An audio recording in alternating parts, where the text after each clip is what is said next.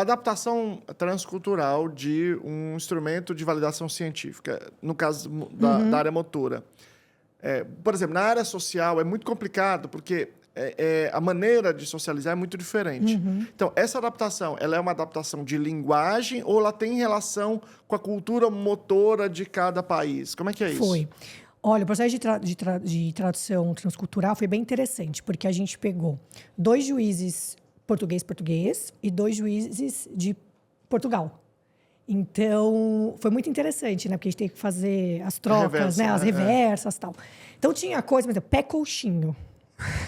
O que é isso? Ponto de pé, pé coxinho. Ah, sim. Né? Eles chamam assim em Portugal. Pé coxinho. Então, o que é pé coxinho? Né? Aí tivemos que... Não, é ponta de pé, andar de pontinha de pé, né? Sobre a linha. Então, teve que fazer essas adaptações de alguns tipos de palavras que não faziam sentido para a gente. E outras não, outras continuaram iguais. Então, não foi uma tradução muito, assim, cultural por conta da palavra só, né? Sim. Mas como o português de Portugal e o português do Brasil são um pouco mais parecidos, só muda algumas palavras, né? Algumas coisas culturais deles lá, a gente não teve tanto problema. Eu acho que de outras línguas acho que seria mais problemático, né? Mas a gente não teve tantos problemas, não. Foi bem, né? E a gente tinha uma professora, inclusive, do Mackenzie, que é portuguesa, e ela fez pra gente, junto com uma outra pessoa. Então, foi bem bacana, assim, né? Para ter um entendimento. Então, teve uma tradução ali transcultural bem legal. Em termos de cultura motora, também não parece ter muita diferença de Portugal. Não, é só palavras. Palavras, assim, que aí... O que é isso? Aí, né? Eu fiquei imaginando, por exemplo, se fosse na China. Não, aí seria... Porque a maneira deles lidarem com o corpo é muito diferente, né? Até a maneira que eles vão para a escola, a maneira que eles sentam. É tudo... No final das contas, eu imagino que tenha alterações que sejam importantes. Mas como foi de Portugal, não teve muito... E até quando você pega... Agora o MBC3 está todo em inglês, não tem também tanta diferença, assim. Quando a gente faz a tradução, não tem tanta diferença. É muito parecido... Porque o movimento é muito parecido. As provas são muito claras, né? Então, alinhavar o cordão. Então, a prova é muito clara, né? Lançar a bola, né? O saquinho. É muito claro essas coisas. Sim. Então, não tem muita alteração. Muita margem para... O motor não tem muito. Por quê? Porque, basicamente, as maiores provas motoras, de todos os testes que a gente tem hoje, elas vêm do esporte. E o esporte, o movimento do esporte, né, o movimento da biomecânica, né, do esporte, ele é muito parecido em todos. Então, se você vai saltar, salto em distância. Tem a técnica do salto em distância. Essa técnica é do mundo inteiro. Né? Lançar um dardo, por exemplo. Aqui a criança vai lançar uma bola. A técnica de lançar é basicamente igual em todo lugar. Então, como a área motora ela vem dessa cultura do esporte, desse movimento esportivo, fica muito próximo a todas as culturas. Não tem muita diferença, não. O social já tem, né?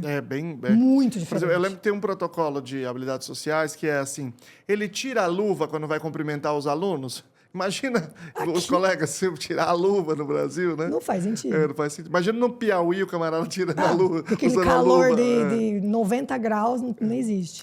Eu acho que a gente pode falar de alguns temas que estão muito no seu discurso, que são importantes.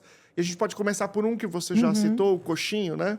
Que é o ponta de pé. Primeiro me explica nomenclatura. Eu já vi várias nomenclaturas, pé equino, ponta de pé, já vi outras também. Porque, originalmente, o tal do pé equino vem muito da questão da deficiência da paralisia cerebral, né? Estourado, porque é uma característica, em alguns casos de paralisia cerebral, né? A ponta de pé, o pé equino. Mas aí tem outros vários, né? Então, tem ponta de pé equino, pé... tem uma outra também. Idiopático, né? Pé idiopático. Então, são vários tipos de nomenclaturas. Eu, dentro do autismo, eu gosto de falar de ponta de pé. Mas eu tenho médicos amigos... Né? Mais descritivo. Médicos amigos meus que falam sobre pé idiopático. Porque é um pé diferenciado. Um pé, né, que não tem uma origem ali muito específica, né? Então, os ortopedistas, eles já trazem aí o pé idiopático. Eu brinco que aquela imagem de quebra-cabeça do autismo, a ponta de pé é uma que... O pessoal tenta aqui, tenta ali e não vai, né? É bem complicado, porque você tem que ver vários fatores, e como os seus comportamentos, você tem que ver todos os antecedentes, tudo que envolve, né? Tudo a logística, o que está em volta, tudo. Você tem que fazer uma análise muito profunda. Porque pode ter ali uma comorbidade que a gente não sabe. A gente sabe hoje que autistas, muitos têm uma porcentagem muito grande de comorbidades, né? Com síndromes associadas, etc. A própria paralisia cerebral, por exemplo, às vezes é difícil. É difícil. E às vezes é uma paralisia cerebral tão leve que você não percebe no autista. Né? Mas possui, e aí isso pode ocasionar outras questões aí motoras. Então, pode ter aí questões associadas, pode ter uma lesão também cerebral importante nessa criança, que a gente não sabe. Pode ser um fator aí que a gente sempre viu na literatura, questões de alterações sensoriais, né?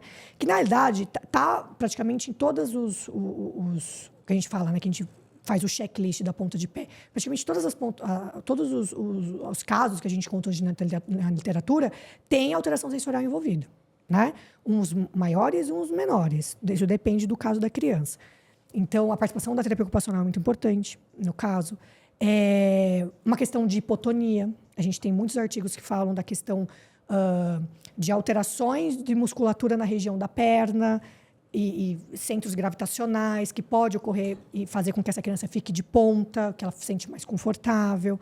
A alteração de eixo gravitacional, que fica 2 dedinhos abaixo do umbigo, que essa criança ela não consegue ficar com os pés paralelos, né, no solo. Planta do pé. Isso. E aí ela desequilibra, então ela fica de ponta porque ela faz o eixo aqui, né? Então aqui é 90 graus. Então ela fica de ponta e põe o tronco para frente para ficar com menos distância do solo. Quanto mais próximo ao solo o eixo, mais equilíbrio você tem, física.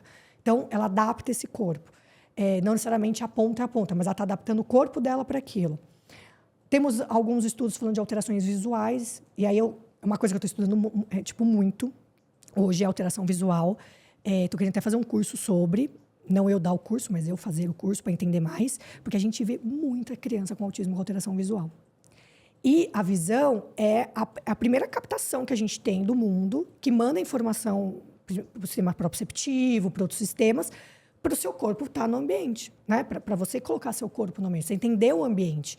Então, pode ocorrer aí alterações visuais e isso pode também estar ocorrendo alterações proprioceptivas que ele fique de ponta para conseguir enxergar melhor, para conseguir ter essa locomoção.